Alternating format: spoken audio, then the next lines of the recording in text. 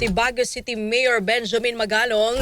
Isa po siyang founding convener ng Mayors for Good Governance. Magandang hapon po, Mayor Benji. Magandang hapon. Hindi ko nakuha yung pangalan mo, Iha. Angel Pasensya na, Garcia no? po. Hazel, pasensya ka na. Angel Hazel, no? pa. Opo. Okay lang po, Mayor. Hazel pa. Opo. Ano po ang nagtulak sa inyong grupo, Mayor, para po magsalita laban po sa pagiging pala-absent nito nga pong si Senator Ronald Bato de la Rosa? Well, alam mo, Hazel, unang-una, meron kaming chat group sa Mayors for Good Governance. Ano? At dito makikita mo talaga yung sentimiento ng ating mga mayors. Lalo-lalo na yung mga third class, fourth class, fifth class municipality mayors. At binabanggit kanila na parang bakit may double standard. Kaya naman nag-isip kami kung papaano namin ipapahayag ito. Kaya gumawa kami ng isang manifesto nga. Pero it's not only about Senator De La Rosa, it's not only about yung Senate coup. Hindi rin tungkol dito to sa mga political maneuverings. Ano? Pero pa mas malaki rito na gusto naming ipahayag dito at more deeper. Ito na yung tinatawag nating selective accountability. Bakit tuwing pag may makapangyarihan yung tao, parang hindi kagad na ipapatupad yung tinatawag nating justice. Parang meron pang negotiated accountability. Opo. Pangalawa, siyempre yung double standard na binanggit mo nga kanina, pagdating sa aplikasyon ng batas o pagpapatupad ng batas at civil service rules. Pangatlo, ito namang bakit parang lumalabas na mas malakas pa yung mga political alliances kaysa yung democratic institution. Bakit parang sila yung dumidikta? At pang-apat, siyempre itong nawawala na yung kredibilidad ng ating mga democratic institution. Opo. So yun ang gusto naming ipahayag.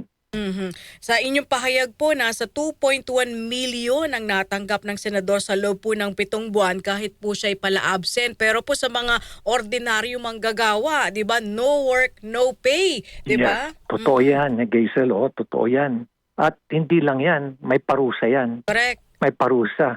At kuminsan nga, nasisira pa yung karir nila at napapahiya pa sila sa publiko. Sa isang katulad nga ng isang let us say, isang ordinaryong empleyado na nag-absent lang, yan na kagad. Immediately, meron ng suspension.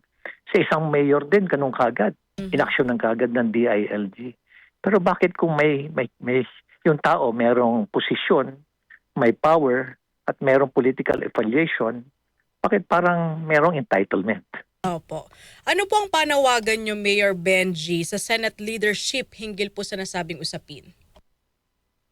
Well, unang-una, gusto namin sanang manawagan sa hindi lang sa Senate leadership, pati na rin dyan sa Kongreso. Kasi alam mo, tinan mo nga yung nangyari dyan kay Saldico, di ba? Meron din entitlement. Pinapalabas pa nga nilang bayani. Right. Nakakalungkot isipin, nakaka-insulto. Nang-iinsulto na. Pero ang gusto namin unang-una is yung consistency pagdating sa pagpapatupad ng tinatawag nating accountability.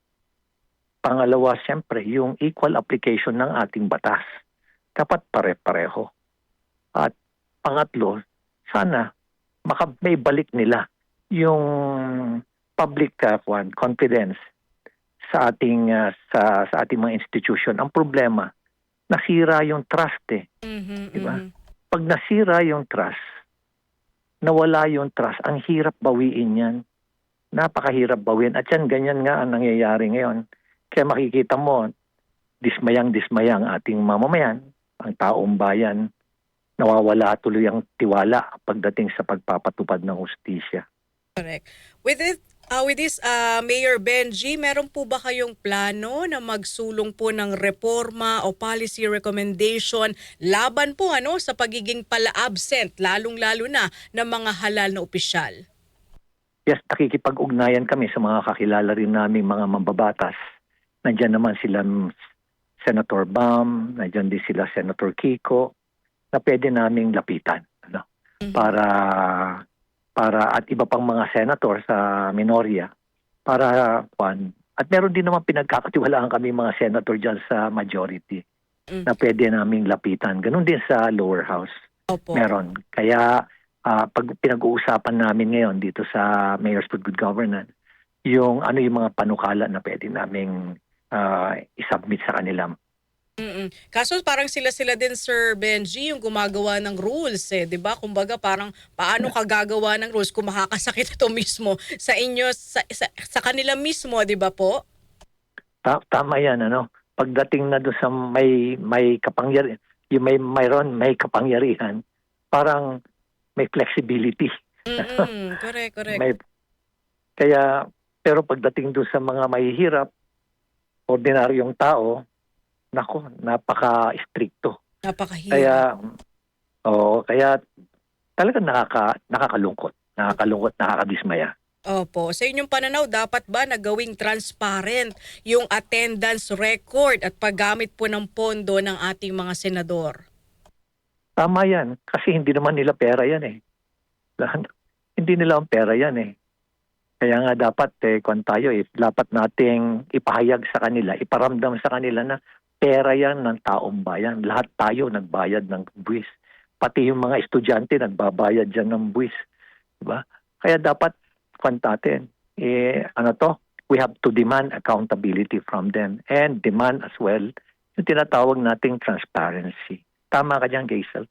Opo. Siguro po sa iba pang usapin, dahil nga medyo magulo po ngayon dito sa ating Senado, ano po ang reaksyon nyo doon sa naging presentasyon nito namang si Senador Amy Marcos patungkol po sa umunoy tsa-tsa? Well, siguro kailangan ng matibay na ebidensya, no?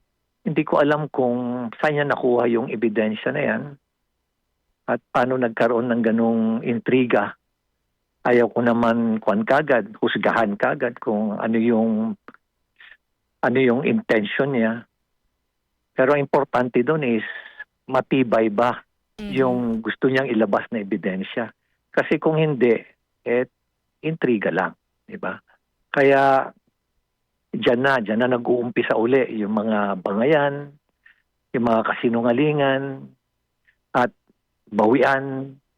Nakakalungkot, instead na nakikita natin o nababawi o kaya nare-recover yung kredibilidad, lalo pang nai-erode yung kredibilidad ng Senado. Alam mo, ang taas-taas nga ng tingin ko dyan sa Senado dati. Kaya lang, kaya lang dito sa mga nangyari, parang, this is a personal perspective. Hindi ko sinasabi na yung Mayor's Good Governance, yan ang stand. Pero talagang yung tingin ko dyan sa House of Representatives, napakababa. At mataas yung tingin ko dyan sa Senado. Pero nalulungkot lang ako sa aking mga obserbasyon, nakikita. Kaya sana bumalik sa katinuan din yung ating Senado. Opo. Siguro ba, very last question po. Kamusta po ang Baguio ngayon? Dahil nga po, di ba, nag-declare po ng state of calamity dahil po sa energy crisis. Yes, kasi nga, malaki ang epekto sa aming tourism at malaki rin ang epekto sa aming transport sector at yung tourism sector. Kaya kami nag-declare yung calamity because unang-una hindi sapat yung pag-declare ng state of energy emergency na pwede namin gamitin yung aming mga calamity fund. It was only after a month bago sinabi ng national government na pwedeng gamitin at sapat na yon. Pero during that period, wala namang pondo pa na naibibigay ng national government. Kaya gumalaw na kami. Sarili namin, alangan naman maghintay pa kami, di ba? Pero ngayon, medyo nakakabawi na kami for the past 3 weeks. Tumataas ang tourist arrivals, gumaganda na rin ng mga occupancy ng mga hotels natin, maganda rin ang sales ng aming mga MSME. Kaya unti-unti na rin kami nakaka-recover ngayon. Ayun, magandang balita po yan, Mayor. Anyway, maraming salamat po, Mayor Benji, sa inyong oras at panahon dito po sa aming programa. Mabuhay po kayo. God bless po. Thank you very much po sa inyo. DCX